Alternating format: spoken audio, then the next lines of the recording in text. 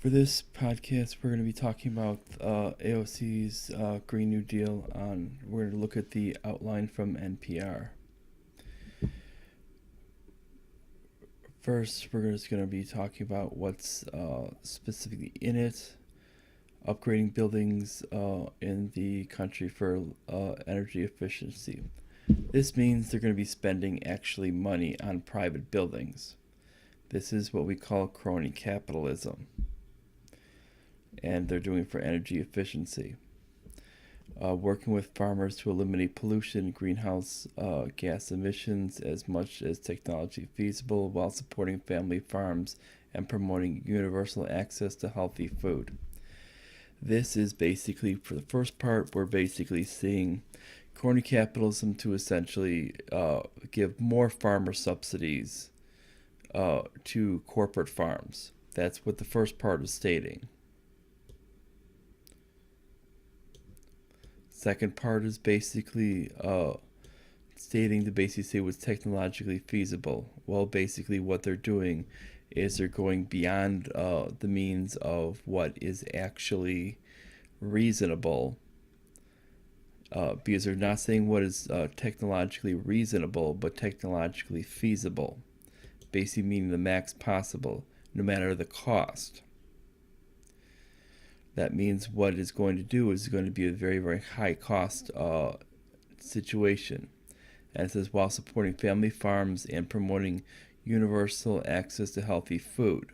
What this means that they're only going to be producing the idea of what is labeled as organic food from these small farms. This means very, very highly expensive food. And when the government gets involved, as we see looking at the ideas of people like Milton Friedman and Murray Rothbard, they've explained when the government gets involved in the actual supply and demand, the only thing that results is we end up paying higher for goods.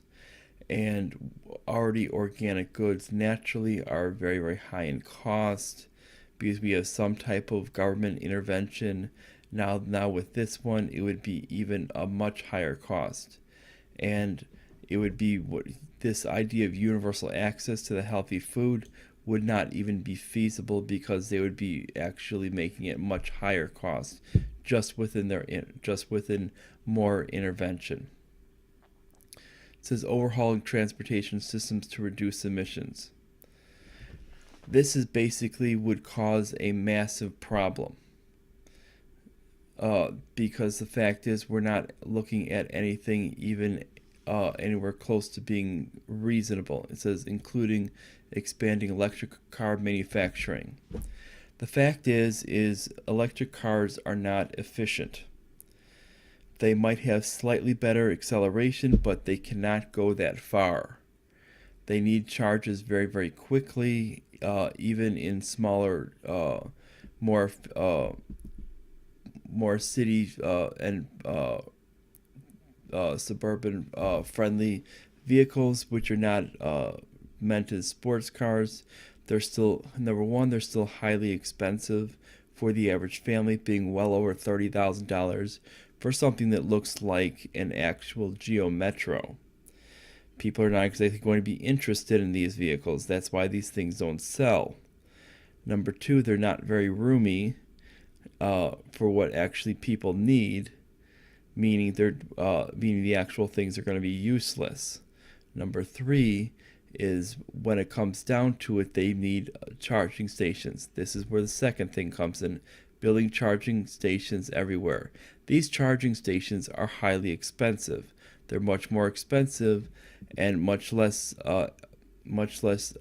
conscious in the environment than anything else, because the actual production of these things needs some type of line to electricity. And as we see with the actual production of electricity, this electricity is not produced by actual clean energy means efficiently. We already know this. That this is expanding in high-speed rail to a scale where air travel stops becoming necessary. Now, if you look at other points in which in which she states she's basically essentially wants to get rid of air travel. Well, guess what? You can't do a high-speed rail over water. People die and they drown in water, and we don't have the means to make actual bridges for high-speed rails. I hate to tell her this with it, but that's just the case. Even with boat travel, we don't have the speed travel to do this. And even with that, we don't have the ability to do electric boats. This is just a pipe dream at best. So even with this high-speed rail, and what she doesn't understand, high-speed rails are, number one, very, very dangerous for anything except short distances. Number two is they're actually very, very expensive. Number three is for a high-speed rail to work, it needs to be maintained regularly, which means it's very, very expensive. That means if we were actually to use this to actually eliminate a lot of travel, it would essentially be useless, being that it needs to be maintained on a regular basis. Seeing that our government can't even do that for the train systems, I don't know where she's getting this idea that we can do it for the high-speed rail, which needs more. This would be horribly expensive. Next thing is a guaranteed job, with family sustaining wage, adequate family medical leave, paid vacations, retirement security for every American. This is basically this shouldn't even be part of anything green, because it has nothing to do with anything green. This is basically something that you find in socialist and communist systems. And then high quality health care for all Americans. I hate to tell her, but health care is a commodity, not a right. It doesn't matter what she's coming with, but this is not even anywhere close to being doable. Even Harvard's Kennedy School, which is very, very left-leaning, they're saying this is an unreachable goal. And because she wants a target for net zero carbon emissions by 2050. This is not even plausible. And that's not even plausible. She wants it by 2030, which is insane. And the fact is, when we actually look at carbon is not a pollutant to begin with.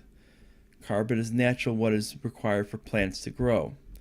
Now what we need to do is look at some of these ideas of what she actually came across, of actually starting to build these buildings, which for all these buildings, this would mean that she's trying to push people into cities, towards cities with it, because she doesn't seem to be wanting to build up the suburbs or the rural areas, with the exception of these farms.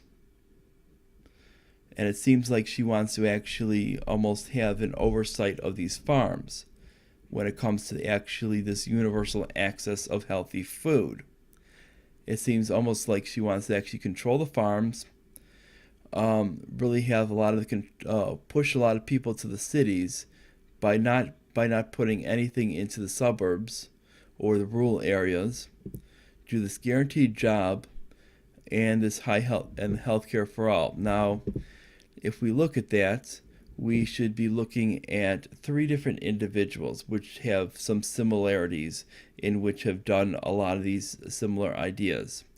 When it comes to the guaranteed job and the guaranteed health care, we can look at this individual right here, Adolf Hitler. He was part of the Nazi Party, which is the National Socialist Workers' Party. And you should all have a good idea of who he is. He was originally from Austria, but he actually became the leader of the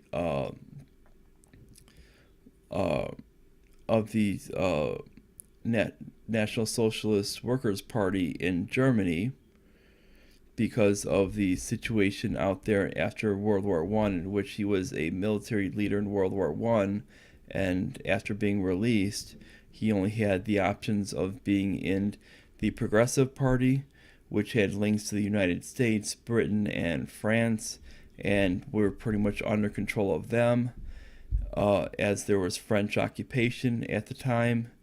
You had the situation where you had the Communist Party, in which the controlling party there was the Soviet Union, which would have been under, at the time, Stalin, or not Joseph Stalin, but Vladimir Lenin, I should say. And then the last one would have been, when he was trying to rise up, would have been the Socialist Party, which really did not have any leader and it was kind of independent within itself.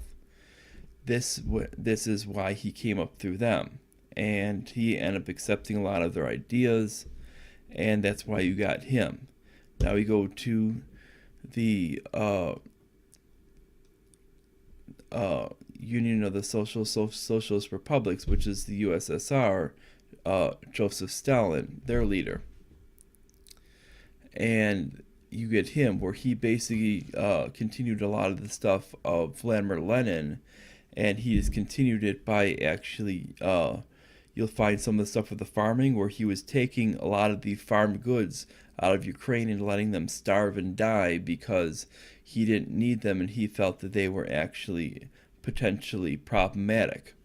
Now this is going to be very, very similar to what you find with her idea of just using these farms for essentially products for the actual people, not actually being concerned with the actual individuals who produce them. And then we consider with Mao Zedong. Now Mao Zedong was essentially a little bit different because he was essentially trying to push people into these cities by building them up and actually almost forcing them in and trying to limit the actual ideas that were allowed. And what all three of these have in common is that they engaged in democide. And this is a natural fact of what you find with this.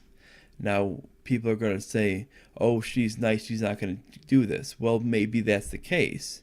But when we look, now we need to look at the whole point of what is socialism or communism. Are they actually constitutionally sound? And if we look at the 13th Amendment, we see neither slavery nor indentured servitude except in punishment of a crime whereof a party shall have been duly convicted shall exist within the United States or any place subject to the jurisdiction. Congress shall have power to enforce this article by appropriate legislation. There, basically what we see is neither slavery nor indentured servitude, basically meaning that you cannot essentially force someone into doing something under their own power unless it's meant as punishment for a crime. Now, unless she's actually proven that every person in the United States has been punished for a crime, that she cannot force anybody to actually provide these healthy goods, force people to actually reduce their actual carbon emissions, force people to drive an electric car, and all these other points. And if we look at, and here's why we say that socialism is slavery, is basically, here's the definition: any of various forms of political theories advocating for the collective government ownership and administration means of production of global goods. This means government ownership. Now, as we see with this, now what is slavery? Submission to dominating influence, a state of a person of chattel of another, the practice of slaveholding. What is slaveholding? An owner of slaves. And if we see what a slave is, a person held in servitude of the chattel of another, one who is completely subservient to a dominating influence. Well, in this case, dominating influence, we're talking government. Let's see, one who is completely subservient to the government. Now, if you look at this, is essentially if they're advocating for a collective or a government ownership, aren't we talking that essentially that this is exactly what it is? Essentially, they're essentially held in servitude because they're owned by the government. That's exactly what we're talking about here. And that's why when we talk about all of these things of what she's advocating for, they're not even constitutional. It doesn't matter if she thinks she'd like to do these things, they're not constitutional. That's why we get to the point in which Donald Trump made, in which people want freedom and liberty and do not want to be coerced and be forced. That's because coercion and force are not constitutionally sound.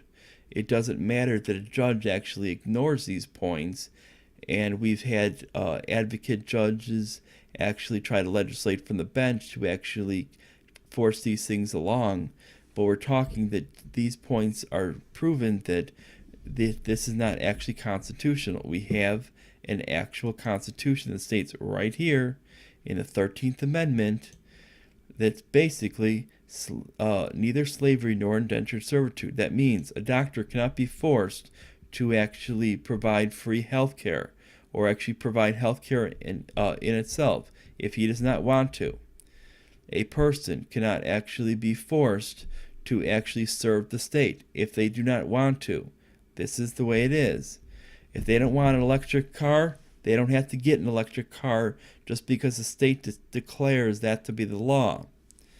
If they want to drive their old junk buckets pickup, it's their right to do it. There's no law in the world that the government can pass to make it be so. Just like when it comes to the actually production of these vehicles. The government cannot force a company to not produce a vehicle because it essentially makes it as involuntary servitude to the government. And that's where we get the whole point. Now, it doesn't matter that she's stupid. We know that she's pretty damn stupid. It's the fact that she's following people that have actually told her this.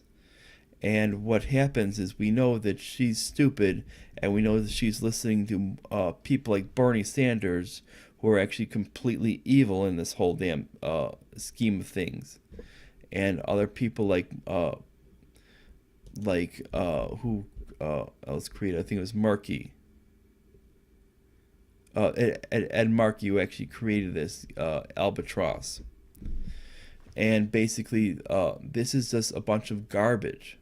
We look at the original New Deal. The original New Deal is a complete and utter failure. This is why we have these things, and why we should get rid of them. And you don't want to force people to do things they don't want to do. And this is why you want freedom and not tyranny. You don't want to be forced to do something against your own will. And it's just something very, very simple that it doesn't take a moron to figure out. And when we saw the Bernie Sanders versus Ted Cruz debate, we saw how evil Bernie Sanders is. We saw that he doesn't care about individual people or the plight of them. We saw that he only cares about the actual agenda and gaining power. And that he's a power-hungry, sadistic bastard. And nothing more. He's not this nice person who cares about everyone, who just wants the little guy to succeed.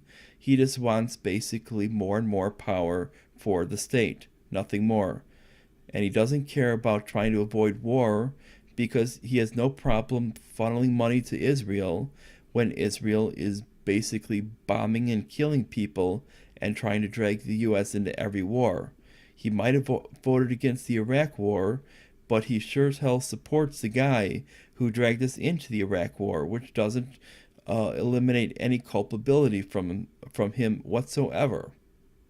So he is completely to fully blame in all these type of things. He's basically, when you think of him, you should think of him the same idea as Hitler, Stalin, and Saddam in all of those manners. And anybody who follows him, you need to think of them as idiot followers of the same damn thing. Now, if you like this, like, subscribe, click the notification bell, share this with everybody, with your friends and everyone, so I can get some more subscribers, and I will see you guys most likely tomorrow. Bye, everyone.